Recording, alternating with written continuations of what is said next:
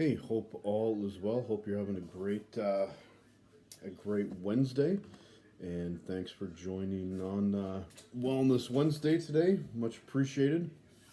A little late for Wellness Wednesday. It's Friday, um, because I was tuning into the game last night with the Rams versus the Raiders, and fell asleep when it was 16-3, and woke up and found out that the Rams and Baker Mayfield came back and won 17-16.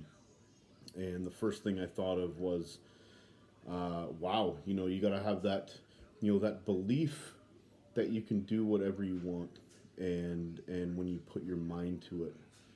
But you got to work. You got to work your goddamn ass off, to be able to, achieve what you want. You can't just say it that you want to do something, but you got to work, right? And thinking about Baker Mayfield and sort of the tumultuous season that he's been through. It really was an unreal start to his career with the Rams, right?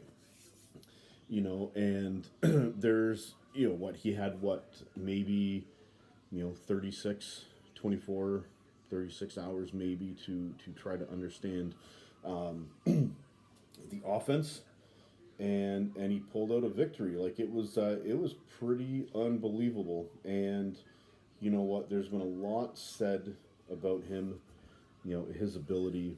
He said he's undraftable, he's a bad teammate, not quarterbackial, whatever that is. He's been called childish, immature, and a couple comments that you look awful. And you know what? If you Google Baker Mayfield, you're rarely going to see, some of the highlights of his career, right? Walk-on starter to a big-time NCAA program, Heisman winner, but you will continue to hear these comments from, so-called experts, about his ability to, play in the NFL. And these guys are literally ripping this guy apart every chance they get. I don't know Baker Mayfield as a person, never spoke to him, but you know what? Obviously, people make mistakes, right?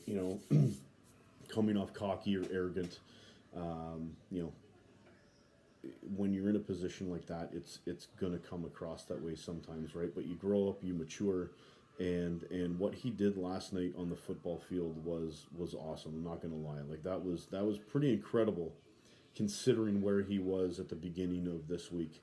Getting released by Carolina, and look at it like this, right? You're gonna hear, these sports gurus, all these experts, that are, they've been blasting him for years, right?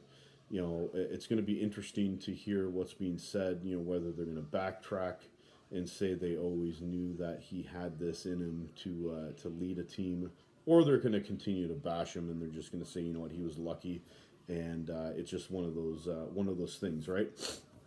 But if you try to compare this to a work environment, right? You go into your place of work, and your supervisor, your boss, is continually negative, right? Nitpicking day after day. It's going to affect you at some point, right? You're going to become defensive. You're going to be jaded. You're going to be confrontational, right?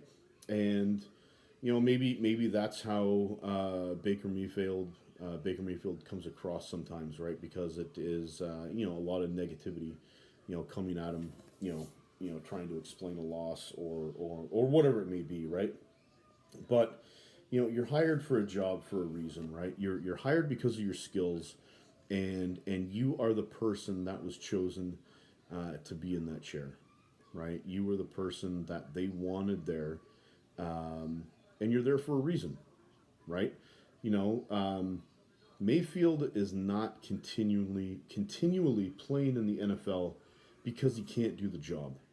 You know, he's he's not just showing up on an NFL roster just for the sake of putting someone there.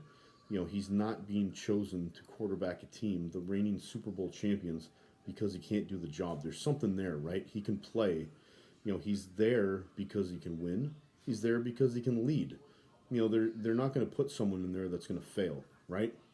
So there's no denying what he did last night, right? He came into really an unwinnable scenario, and all he did was lead his team to a 98-yard drive at the end of the game with no timeouts.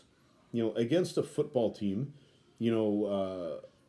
against a football team that has the best players in the world on defense.